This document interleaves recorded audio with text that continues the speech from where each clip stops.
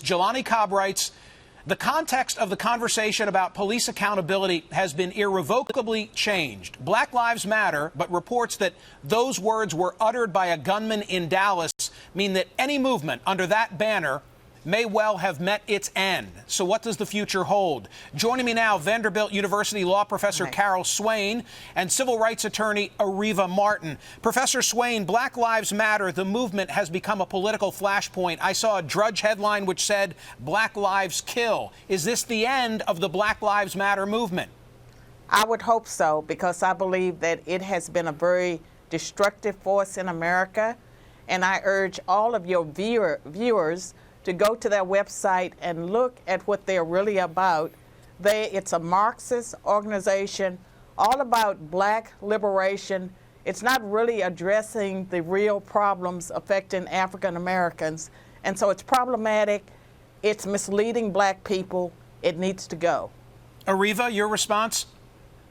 That is absolutely ridiculous. Black Lives Matter has done more to move the needle on reforms in the criminal justice system than elected officials and community leaders all over this country.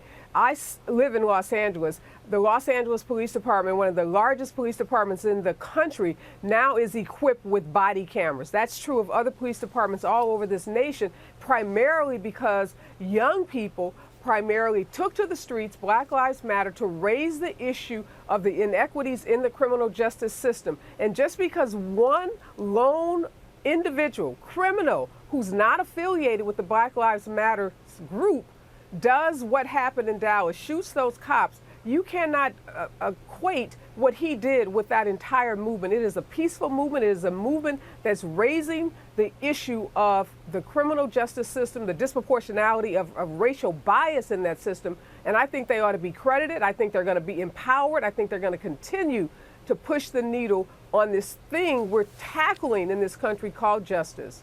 Professor Swain, I think I hear you say that you're not excoriating the movement just for the actions of this lone gunman, but rather you've looked at what the group purports to stand for itself, and you don't like what you see.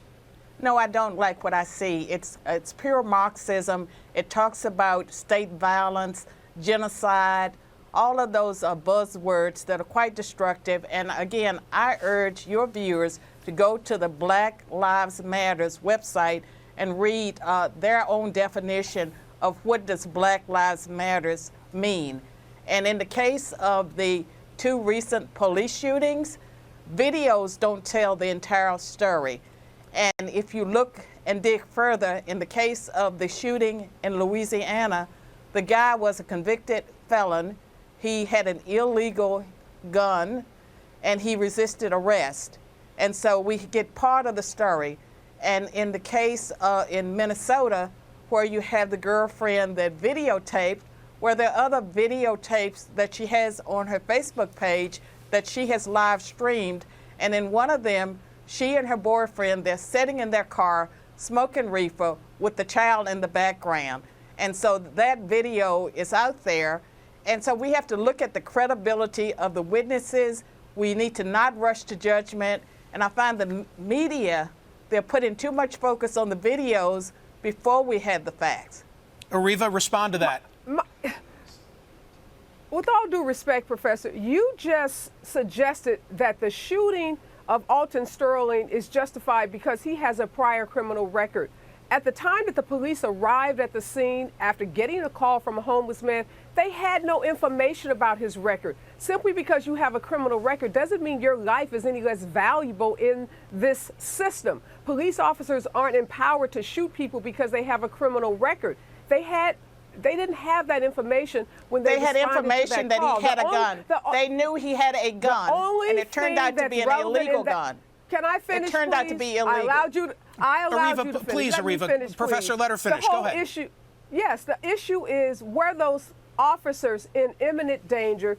Did they have the need? Was there an opportunity to de-escalate that situation? And what we see time and time again is when you have officer encounters with African American men, there's never an effort and I don't want to overgeneralize, but generally you don't see efforts to de-escalate the situations. You see the situations go from 0 to 100, and a level of force that's used that's not used when there are not African American men involved. So for you to suggest that Alton Sterling's criminal record somehow justified those cops shooting him when he was unarmed, pinned to the ground, is just a ridiculous statement. And it really highlights the issue of race and how African American men are treated differently by law enforcement in this country. Professor Swain, do you believe that the climate of racial tension in the United States today mirrors where we were in the 1960s? I think that conditions in America have worsened, and when we talk about criminal justice, we have to deal with the fact that blacks are 13% of the population, yet they do commit a disproportionate amount of crime, like 37% of the violent crimes. They're more than 8 times more likely to commit homicides. And so when a police officer approaches a black person, I'm sure if it's in the inner city, they have that in the back of their minds. And I don't think people should be shot for routine police stops, but for a police officer, whenever they approach a car and they don't know who's in the car, there's always danger. And one reason why more blacks die in these encounters is that they're more likely to resist arrest. And Ariva knows that, and she should be trying to educate the population. Ariva, you get the final word. I want to keep it fair. Ariva, yes. Go ahead. Okay, in the Philando Castile case, the woman that did the Facebook video, rather than being vilified by Dr. Swain, she should be applauded.